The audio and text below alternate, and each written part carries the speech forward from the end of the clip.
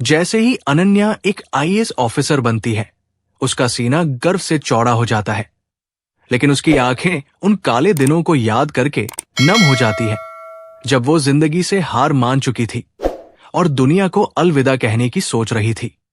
फिर वो अपने जिले में, जहां उसकी पहली पोस्टिंग हुई थी, वहां से अपनी चमचमाती सरकारी जीप में सवार होती है और बिना एक पल रुके मुंबई की एक पुरानी बस्ती की ओर चल पड़ती है।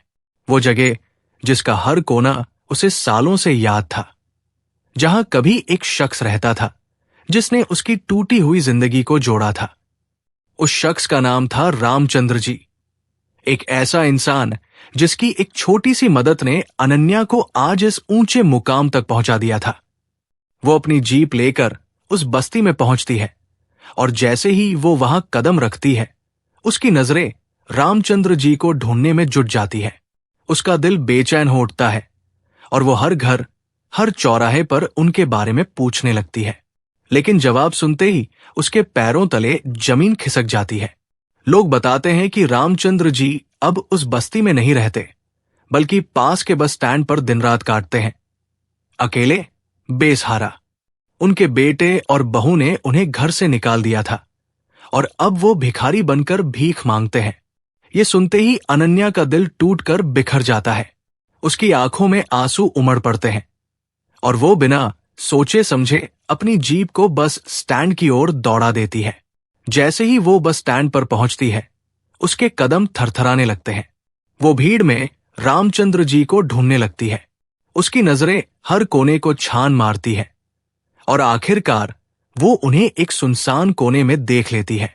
वो वहां बैठे हैं, फटे पुराने कपड़ों में, कमजोर, थके हुए, और ऐसा लग रहा है जैसे वो भीख मांगकर ही अपने दिन काट रहे हैं। अनन्या उनकी ये हालत देखकर सन्न रह जाती है। उसकी सांसें रुक सी जाती है और वो दौड़कर उनके पास पहुंचती है। उनके सामने घुटनों के बल बैठ जाती है। उसकी आंखों से आंसुओं की बाढ़ बहने लगती है, लेकिन रामचंद्र जी उसे पहचान नहीं पाते। वक्त ने उनकी आंखों की रोशनी धुंधली कर दी थी और अनन्या अब एक सशक्त ऑफिसर बन चुकी थी। वो कांपती आवाज में कहते हैं, बेटी, तुम कौन हो? मुझे बहुत भूख लगी है, क्या तुम मुझे कुछ खाने को दे सकती हो? ये सुनते ही अनन्या का दिल चीख उठता है। वो फूट फूट कर रोने लगती है और उन्हें अपने सीने से लगा लेती है। कहती है, बाबा, अब बस करो, आज से आपको कभी भूखा नहीं रहना पड़ेगा। मैं आ गई हूं।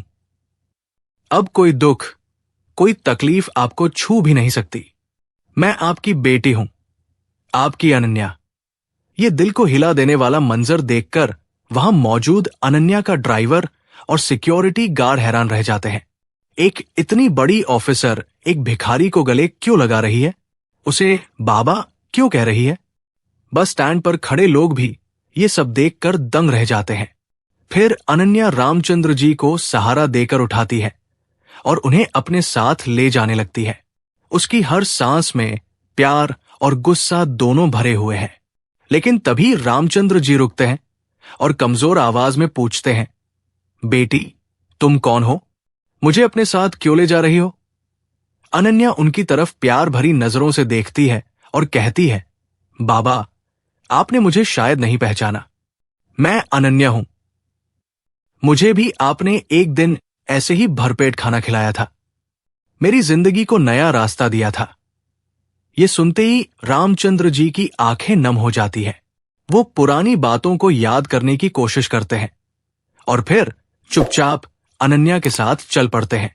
अनन्या उन्हें बस स्टैंड के पास ही एक छोटे से रेस्टोरेंट पर ले जाती है, वही जगह जहां सालों पहले रामचंद्र जी ने उसे खाना खिलाया था, जब वो भूख से तड़प रही थी और जिंदगी से हार मान चुकी थी। वहां वह रामचंद्र जी को अपने हाथों से खाना खिलाती है। हर कौर के साथ उसकी आंखों से आंसू टपकते हैं। वो पूछती है, बाबा, आपकी ऐसी हालत कैसे हो गई? आप तो इतने अच्छे इंसान थे, आपकी जिंदगी तो हंसी खुशी चल रही थी। रामचंद्र जी पहले तो चुप रहते हैं, लेकिन फिर धीमी आवाज में कहते हैं, बेटी, याद है ना, मैंने तुझे बताया था कि मेरी बहुत शराब पीती है। तेरी मदद करने के बाद कुछ साल ठीक चला, लेकिन फिर मेरे बेटे और बहू ने मुझे घर से निकाल दिया। उसके बाद से मैं दर दर भटक रहा हूं, भीख मांगकर जिंदा हूं। ये सुनते ही अनन्या का गुस्सा 7वें आसमान पर पहुंच जाता है। वो गुस्से से कांपने लगती है और कहती है, बाबा, अगर ऐसा है तो आप मेरे साथ चलो, जीप में बैठो। मैं देखती हूं कि आपके बेटे भू में इतनी हिम्मत कैसे हुई कि उन्होंने आपको इस हाल में छोड़ दिया। वो उन्हें सहारा देकर जीप में बिठाती है और उसी पुरानी बस्ती में वापस पहुंचती है। वहां रामचंद्र जी उसे अपना पुराना घर दिखाते हैं। अनन्या अपनी जीप को सीधे उस घर के सामने रोक देती है। घर के अंदर रामचंद्र जी का बेटा विकास और उसकी पत्नी पूनम रहते हैं। विकास ने लव मैरिज की थी और पूनम को शराब की बुरी लत थी। पहले वो अपने पिता का ख्याल रखता था, लेकिन धीरे धीरे दोनों ने रामचंद्र जी को ताने देना शुरू कर दिया और फिर उन्हें घर से निकाल दिया। अनन्या दरवाजे की घंटी बजाती है। विकास दरवाजा खोलता है और अनन्या की वर्दी, जीप और सिक्योरिटी गार्ड देखकर डर से थरथराने लगता है। अंदर पूनम शराब पी रही होती है। अनन्या सख्त आवाज में पूछती है, इनको पहचानते हो? विकास कुछ बोल पाता उससे पहले पूनम चिल्लाती है, हां, ये हमारा बूढ़ा है जिसे हमने घर से भगा दिया था। ये सुनते ही अनन्या का गुस्सा फट पड़ता है। वो तेजी से घर में घुसती है और पूनम को एक जोरदार थप्पड़ मार देती है। विकास और पूनम दोनों डर जाते हैं। अनन्या उन्हें बैठाकर कहती है, तुमने अपने पिता के साथ जो किया वो शर्मनाक है। अगर तुम उनकी देखभाल नहीं कर सकते तो जो प्रॉपर्टी तुमने उनके नाम से हड़प ली है वो वापस करो, वरना मैं कानूनी कार्रवाई करूंगी। ये सुनते ही दोनों के होश उड़ जाते हैं। वे माफी मांगते हैं, लेकिन रामचंद्र जी उनके साथ रहने से मना कर देते हैं। अनन्या उन्हें अपने साथ ले जाती है और सबके सामने कहती है, हां, मैं इनकी बेटी हूं। भले ही खून का रिश्ता न हो, लेकिन इन्होंने मेरे लिए जो किया वो कोई सगा पिता भी शायद न करे। फिर वो अपनी कहानी सुनाती है कि कैसे 6 साल पहले रामचंद्र जी ने उसे भूख से बचाया था और पैसे देकर पढ़ने की प्रेरणा दी थी, जिसके कारण वो आज यहां तक पहुंची। अंत में अनन्या रामचंद्र जी को अपने घर ले जाती है और उन्हें अपने पिता की तरह रखती है। एक दिन रामचंद्र जी कहते हैं, बेटी, अब तू शादी कर ले। अनन्या अपने पूर्व पति अभय की बात करती है, जो आज भी उससे प्यार करता है। रामचंद्र जी खुद अभय से मिलते हैं और उसे घर लाते हैं। अनन्या और अभय फिर से एक हो जाते हैं। आज अनन्या, अभय और रामचंद्र जी एक खुशहाल परिवार की तरह रहते हैं।